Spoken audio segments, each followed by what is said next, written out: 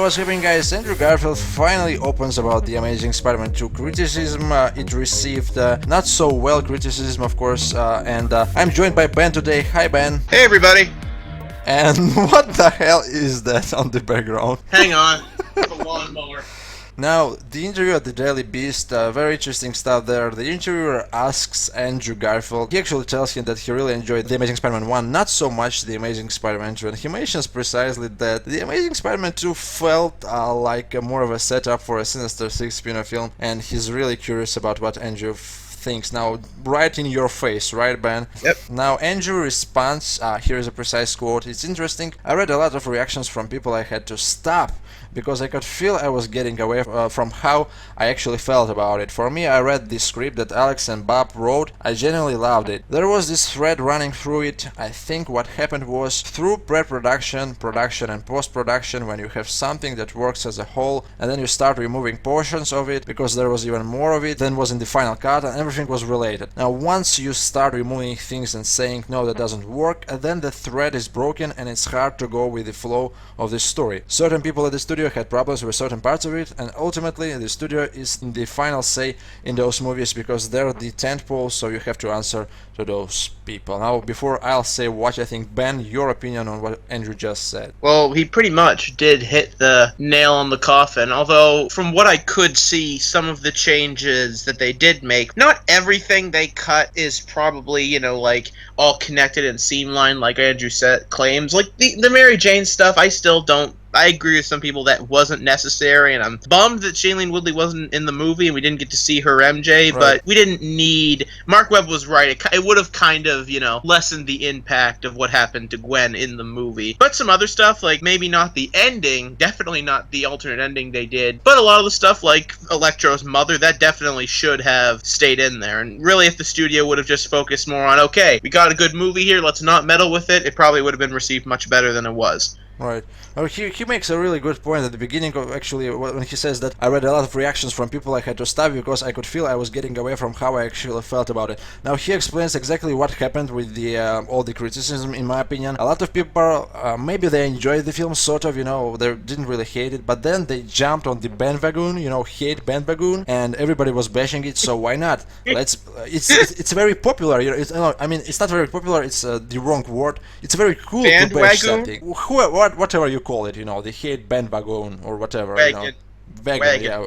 Well, wagon for me because I was the guy who actually said Xbox 360 and security guard.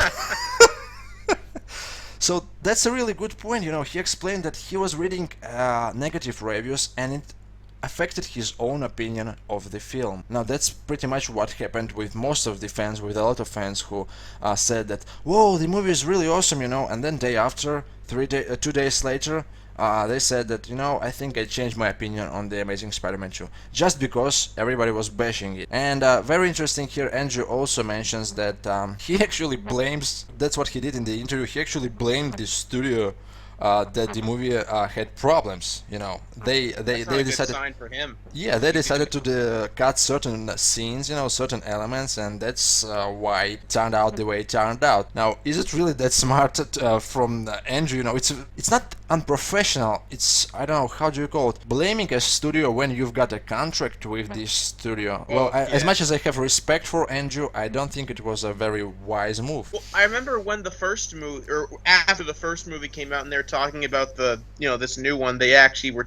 I don't remember the exact interview, but I remember he was saying that he actually didn't like the first one. Like, he didn't like what they were doing for the first one very much. He wasn't happy they had to do the origin all over again. So I think it is more so just, I think Sony is probably gonna, hopefully they let him get away with it because he's a good Spider-Man, despite what everyone on the internet keeps saying with him being the hipster Spider-Man. And I don't remember the exact interview, but I just remember hearing about that he was, well, maybe he didn't hate it, but he wasn't as enthused about the first movie as he was when he was promoting the script to this one, is more what I mean. Now, also, one more thing to mention before we'll get to the second part of the interview.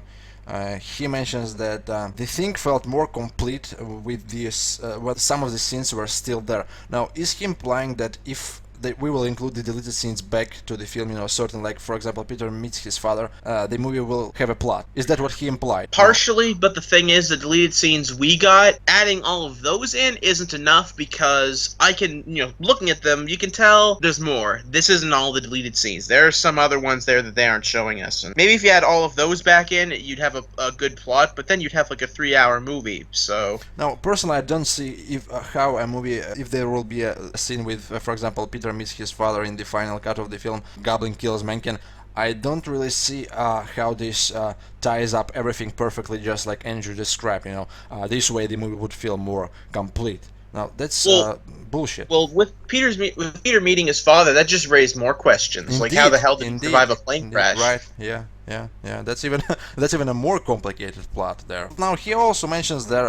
We will continue with the quote. He mentions that I was worrying, what people actually saying, what's underneath the complaint, and how can we learn from that? Oh God, we fucked up. Now that's that's the precise quote. We fucked up because all these people are saying all these things. It's shit. We have to ask ourselves, what do we believe to be true? Is it that it's the 5th Spider-Man movie in however many years and there's a bit of fatigue? Is that there was too much in there? So many questions, and I have to give credit Andrew for being honest and really open about it. It seems that the guy really is a little bit pissed off about the reactions, about all the hate. And he finally opens up, He says that, why do we have to think about all these things? Like, is our movie shit?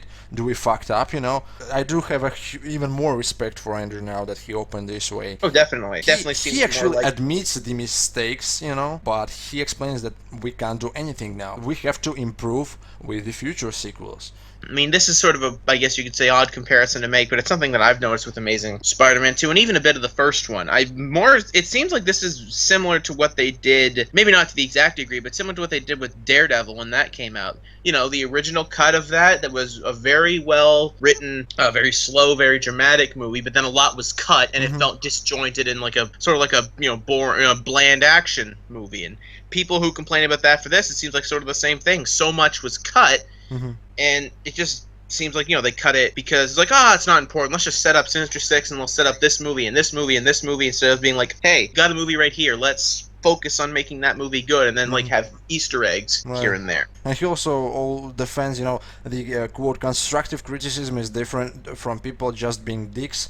And I love constructive criticism. Hopefully we can get underneath what the criticism was about and if we miss anything. Now, once again, Andrew not only admits the mistakes, he implies that perhaps maybe they learned something from these mistakes. This studio, it's very tough to believe they learned something, One of the complaints about The Amazing Spider-Man 2 was the amount of not really the amount of villains, but the way they were presented. Like the very short character development there.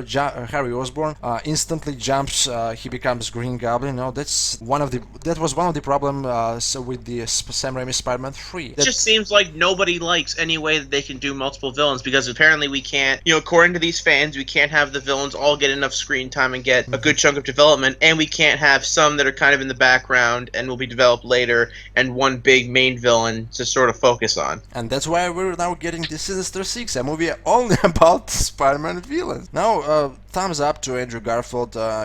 Finally he opened up. He said what Ben, me, and a bunch of other fans who actually, we enjoyed The Amazing Spider-Man 2. We know it's not perfect, right, Ben? No, it's not perfect. There were flaws, of course, but, I've watched it like 10 times now on my Blu-ray, and, it's a good film, it's a fun film, and the problem is that, even on day one when I first seen it, my reaction video, I did say that it felt a little bit like a music video or a commercial or a trailer. Yeah, that's the problem, but still, I enjoyed it a lot, and so did Ben. Now, you can check out the full interview, guys, down below. Andrew Garfield opens about The Amazing Spider-Man 2. We can defend this film as much as we want, but we can't do anything about, all the criticism, and as I mentioned, Ben Vegan? Or Ben, you got it! Yay! Yeah, finally. Now, bandwagon, the hate bandwagon is a very bad thing, guys. Don't jump onto it. If you have your own opinion, don't let all the negative criticism, don't let all the reviews change your opinion. Otherwise, you're just like a sheep, you're just jumping straight there. I enjoyed The Amazing Spider-Man 2, and not even a single negative review changed my opinion this film. You know, people saying this is the worst possible thing to happen to Spider-Man in the movies. Just remember, there's Spider-Man the Dragon's Challenge, where he goes to China to fight a businessman. This is a movie, and this is... If you think Amazing Spider-Man 2 is worse than that... Yeah, just go see this Japanese... I think it was a TV series, wasn't it? It was based on the 1970s Nicholas Hammond series, yeah. Alright guys, check out the full interview and check out Ben's YouTube channel in the description box. I think Ben soon will be doing something interesting about the game, which wasn't released. Oh yes! Because I did get a reply. So guys, stay tuned for something really interesting, a video from Ben. Yay! And we are out for now.